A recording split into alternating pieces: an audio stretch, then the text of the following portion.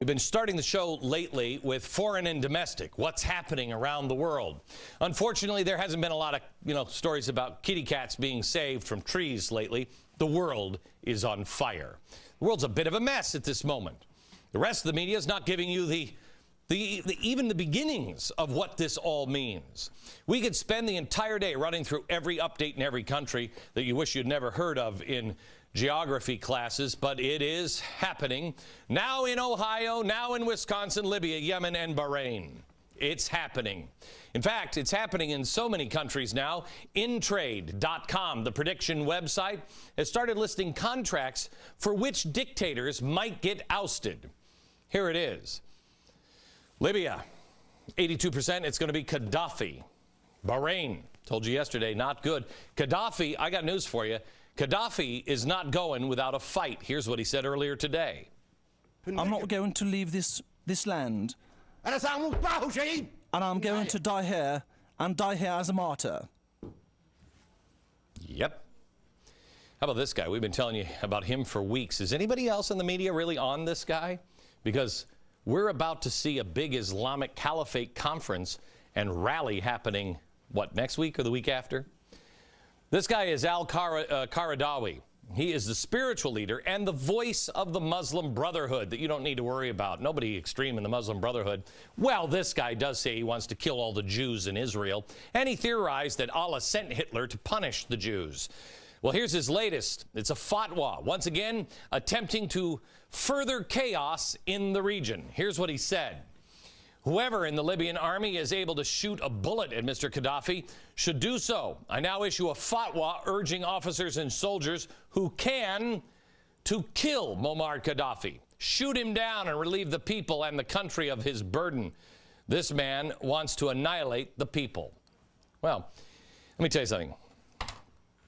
I personally think Muammar Gaddafi looks like Scar from The Lion King, and he has a worse personality. It's difficult to have any warm and tender feelings for the crazy man, Muammar Gaddafi. But that's not what this is about. This is about the Muslim Brotherhood attempting to flex its muscles. It is about the Libyan people becoming pawns in a violent power struggle between two egomaniacal madmen. It's about how much cash also gets pulled off your debit card every time you go and try to fill your gas tank. Every time. That's what this is going to become about. Does that interest you at all? What happens if the Muslim Brotherhood is successful in Libya? How high is the gas? Who's their next target?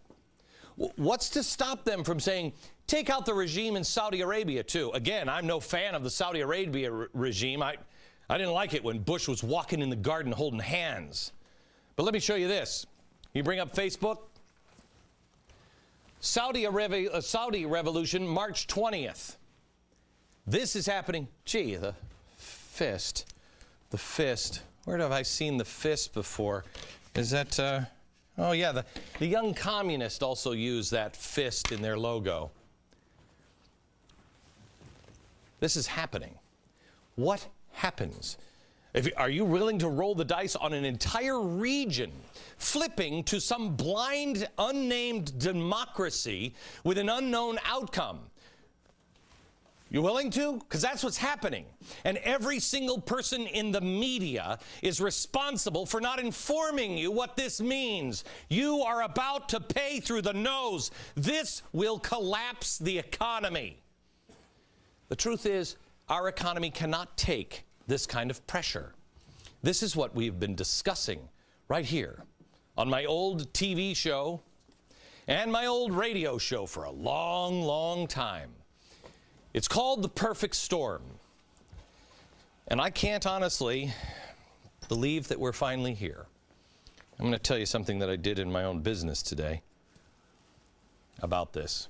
I put my money where my mouth is. I think there's a lot of people on TV that don't believe a damn word they say. I do.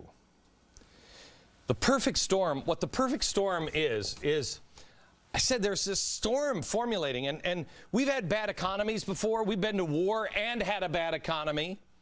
But we didn't have extremist Islam. We didn't have border problems. We had cheap energy at the time. We didn't have political correctness. We didn't have an enemy within.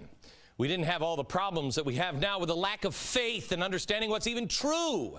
We knew what our history was when World War II came along.